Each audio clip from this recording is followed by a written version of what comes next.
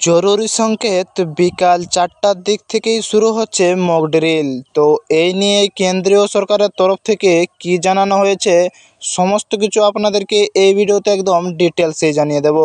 ভারতের স্বরাষ্ট্র মন্ত্রকের নির্দেশ অনুযায়ী 7ই মে দেশ জুড়ে নাগরিক প্রতিরক্ষা মক ড্রিল অনুষ্ঠিত হচ্ছে। এই মহড়ায় মূল উদ্দেশ্য হলো জরুরি অবস্থায় প্রতিক্রিয়া জানানো, সম্পদ ব্যবস্থাপনা এবং বিভিন্ন সংস্থার মধ্যে সমন্বয় পরীক্ষা করা।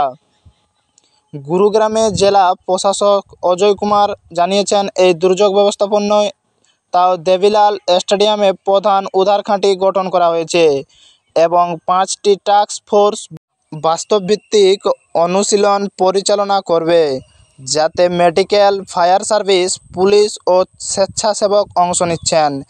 এই মহড়ায় কর্ণাটক, মহারাষ্ট্র, ত্রিপুরা সহ একাধিক রাজ্যে হাজার হাজার সিভিল ডিফেন্স স্বেচ্ছাসেবক, এনসিসি ক্যাডেট, হোমগার্ড সদস্য অংশ নিচ্ছেন। বেঙ্গালুরুতে প্রথম মহড়াটি বিকেল 4টায় শুরু হবে এবং পরবর্তী দিনগুলোতে বিভিন্ন জেলায় তা চলবে। এর মাধ্যমে প্রস্তুতি ঘাটতি চিহ্নিত করে তা সমাধানের ব্যবস্থা নেওয়া হবে। তাহলে বেঙ্গালুরুতে প্রথম মহড়াটি বিকেল 4টি থেকে শুরু হবে এবং পরবর্তী দিনগুলোতে বিভিন্ন জেলায় তা চলবে।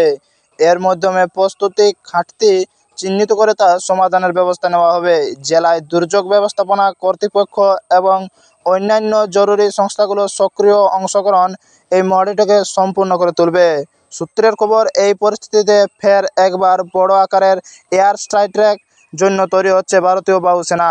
ইতিমধ্যেই কেন্দ্রের তরফ থেকে পৌঁছে গিয়েছে নির্দেশ। তবে কি অপারেশন সিঁদুর 2.0 এর জন্য তৈরি ভারত? পাকিস্তান কোনো পদক্ষেপ করলে প্ল্যান বি দিয়ে তাদেরকে চাপে ফেলবে বায়ুসেনা।